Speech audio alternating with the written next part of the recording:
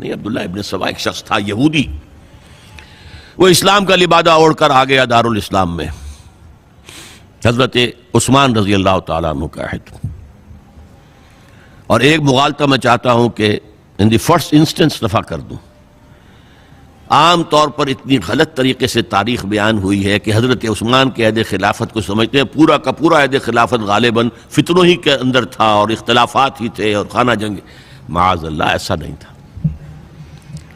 طویل ترین دور جو ہے دور خلافت حضرت عثمان کا ہے، 12 سال، حضرت ابوبکر کے 2.5 سال، حضرت عمر کے 10 سال، دونوں کو جمع کریں گے تو عثمان کا، اور اس میں 10 سال بالکل اسی شان کے ہیں جو حضرت عمر کے خلافت کے شان ہے، کوئی اختلاف نہیں، اور فتوحات کا دائرہ بڑھتا چلا جا رہا ہے، تھمتا نہ تھا کسی سے سیل رواں ہمارا۔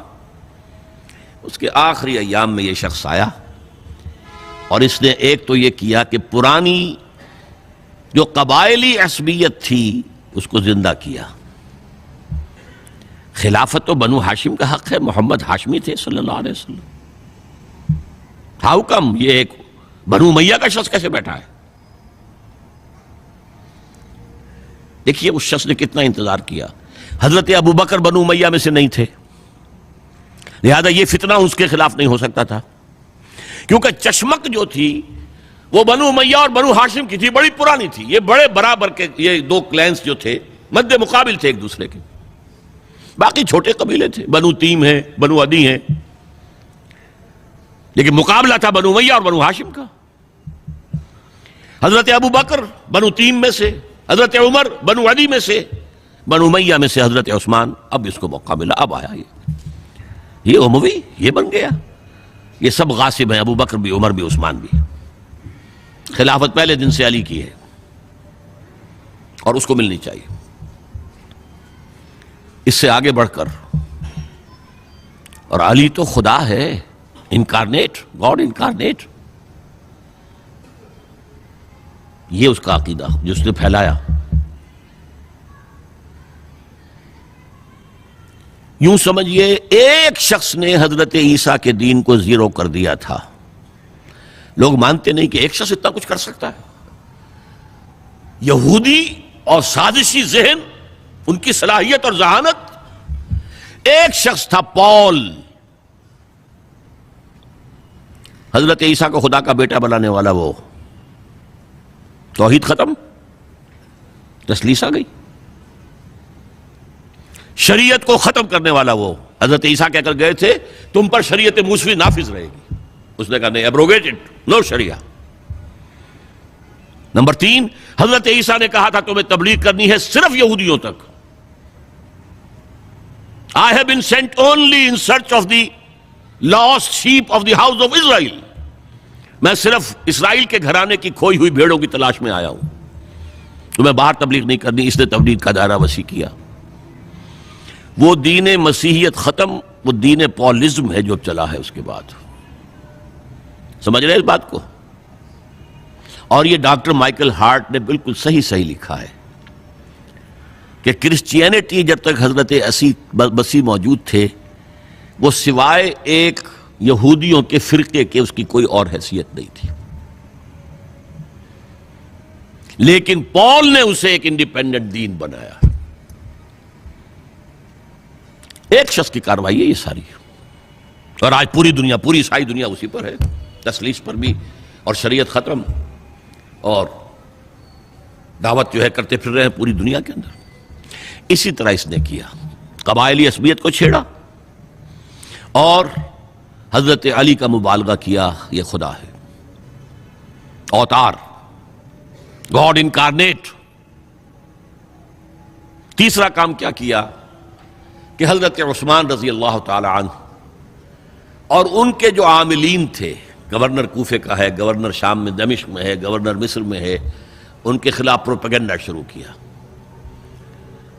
یہ بیت المال میں خیانت کر رہے ہیں، یہ غبن کر رہے ہیں، یہ اپنے عزیزوں کو جو ہے پال رہے ہیں، ان کو دے رہے ہیں، وہ اقربا پروری کر رہے ہیں، اور یہ کر رہے ہیں، اور ٹیکنیک کیسی عجیب۔ کوفے میں کوفے کے گورنر کے خلاف بات نہیں کریں گے، دمشق اور مصر کے گورنر کے خلاف بات کریں گے۔ اب کہاں دنیا کے پاس ذرائع تھے کہ کوئی ویریفائی کرے بھئی یہ بات صحیح ہے کہ نہیں ہے، غلط ہے؟ نہ کوئی ذرائع رسل و رسائل ہیں. اور اگر آپ کوفے میں کھڑے ہو کر عثمان نے یہ کر دیا، عثمان نے یہ کر دیا، عثمان نے یہ کر دیا، یہ کر دیا، اب کون اس کو جو ہے اس کی تحقیق کر سکے گا؟ دمشق میں گئے ہیں تو دمشق کے گورنر کے خلاف کچھ نہیں، عثمان کے خلاف، اور کوفے کے گورنر کے خلاف، اور مصر کے گورنر کے خلاف. مصر میں گئے ہیں تو اس کے خلاف کچھ نہیں، دمشق اور کوفے کے گورنر کے خلاف اور عثمان کے خلاف. اور پھر ہر طرف سے بلوائیوں کو لا کر گھیراؤ کر لیا حضرت عثمان کے گھر کا. یہ تحریک ہے جو بہت زبردست کامیابی سے ہمکنار ہوئی. یہودی سازش. اب تمام صحابہ کہہ رہے ہیں حضرت عثمان سے کہ آپ ہمیں موقع دیں کہ ہم ان کا سر کچل دیں. آپ فرماتے ہیں نہیں، یہ مجھ پر الزام لگا رہے ہیں نا، میں وضاحت کرتا ہوں. اپنے گھر کی چھت کے اوپر کھڑے ہو کر آپ نے کہا دیکھو یہ میں نے نہیں کیا، یہ میں نے نہیں کیا، میرے یہ احسانات بھول گئے ہو. حضرت علی نے مسجد نبوی میں کھڑے ہو کر جتنے الزامات لگائے تھے ان سب کی طرف سے برات کا معاملہ کیا کہ جھوٹ کہہ رہے ہو تم، عثمان پر کوئی غلطی جو ہے، کوئی خیانت ثابت نہیں. لیکن جنگ کی اجازت حضرت عثمان نہیں دے رہے. یہ میرے خون کے پیاسے ہیں نا، جب تک قتل نہیں کر لیتے جرم کہاں ہے؟ جب قتل کر لیں گے تم قصاص دے لینا. لیکن میں کسی کلمہ گو کی جان نہیں لینا چاہتا، صرف اپنی جان کے تحفظ میں. یہ ہے عزیمت کا پہاڑ. لوگ کہتے ہیں کمزور تھے، جان بچانے کے لیے تو آدمی پتہ نہیں کیا کچھ کر بیٹھتا ہے، اور طاقت ہو تو طاقت کو کیسے استعمال کرے گا.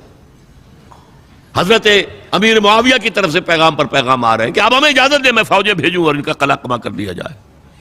حضرت عمرو بن العاص کا پیغام آ رہا ہے مصر سے، آپ ہمیں اجازت دیں. طلحہ، زبیر، علی اجازت مانگ رہے ہیں مدینے کے اندر، آپ اجازت دیں کہ ہم جنگ کریں ان سے. نہیں. آخر کار حضرت علی نے دونوں بیٹوں کو، حضرات حسنین، حضرت حسن، حضرت حسین، دروازے پر کھڑا کر دیا. پہرے دار حضرت عثمان کے حضرت حسن، حضرت حسین، کہ کوئی گھر میں داخل نہ ہونے پائے. پچھواڑے سے آئے ہیں اور شہید کیا ہے. میرے نزدیک تاریخ کی مظلوم ترین شہادت بمانی مقتول فی سبیل اللہ وہ حضرت عثمان ہے. بلکہ میں جرات کر رہا ہوں ذرا، آپ کو معلوم ہے علامہ اقبال سے مجھے کتنا تعلق قلبی ہے. میں نے ان کے ایک شعر میں ترمیم کی ہے، میں سمجھتا ہوں انہوں نے صحیح نہیں کہا. غریب و سادہ اور رنگی ہے داستان حرم، نہایت اس کی حسین ابتدا ہے اسماعیل. حضرت اسماعیل کو اللہ تعالیٰ کے حکم سے حضرت ابراہیم ذبح کر رہے تھے نا، اور حضرت حسین ذبح کر دیے گئے. تو گویا کہ ابتدا جس کی ہوئی تھی حضرت اسماعیل سے، اس کی انتہا حسین پر ہوئی. میں کہتا ہوں بالکل غلط. ان کو ذبح کر رہا تھا خلیل اللہ، اور ان کو قتل کر رہے یزیدی اور زیادی اور کوفی. کوئی تقابل ہے؟ وہ قتل نہیں ہوئے، یہ قتل ہو گئے. انہوں نے پیشانی خود رکھ دی. یہاں تو حضرت عثمان لڑتے ہوئے، حضرت حسین لڑتے ہوئے شہید ہوئے. کون سی چیز مشترک ہے؟ ایک مصرے میں جمع کر دیا ہے، صنعت لفظی تو آپ کہتے ہیں اس کو، لیکن کیا مشترک کیا چیز ہے؟ اور میں نے امید ہے علامہ اقبال سے ملاقات ہوگی اگر آخرت میں، تو وہ میری اس بات کو تسلیم کریں گے. میں نے اس شعر کا دوسرا جو مصرع بدلا ہے، نہایت اس کی ہے عثمان ابتدا حابیل. حابیل جنہوں نے کہا تھا بھائی جان آپ مجھے قتل کرنے کے لیے ہاتھ اٹھائیں گے تو میں اپنا ہاتھ نہیں اٹھاؤں گا آپ کو قتل کرنے کے لیے. عثمان نے کہا کہ میں نہیں کسی کو قتل کروں گا، کسی کلمہ گو کو.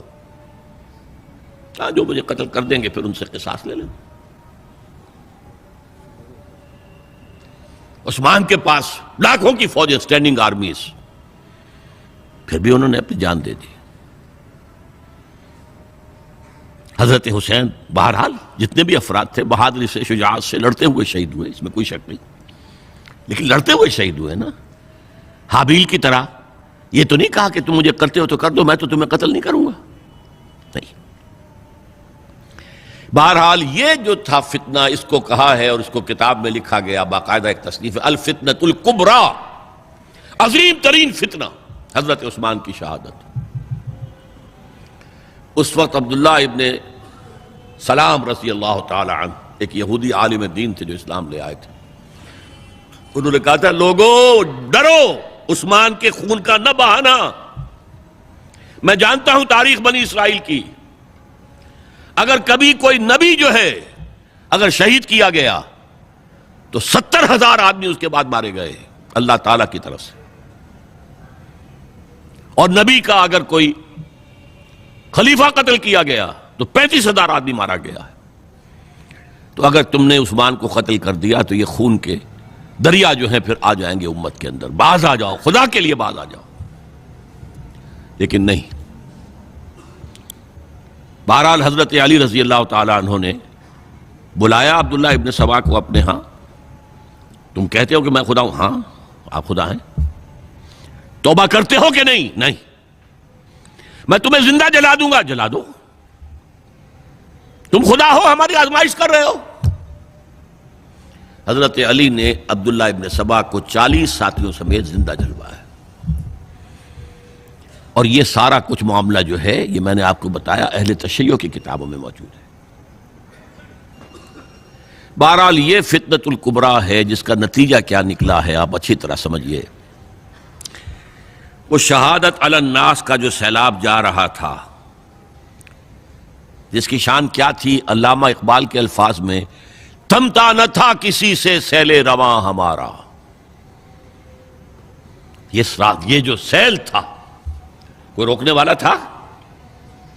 2 سپر پاورز تھیں اس وقت، ایران، روم۔ ایران کے چیتڑے ٹوٹ گئے، روم کی 2 ٹانگیں ٹوٹ گئی، اب کون روکنے والا تھا؟ یہ انٹرنل سیبوٹاج۔ اس کے بعد جو باہمی خانہ جنگی شروع ہوئی ہے، 1 لاکھ مسلمان ایک دوسرے کی تلواروں اور نیزوں سے ختم ہو گئے۔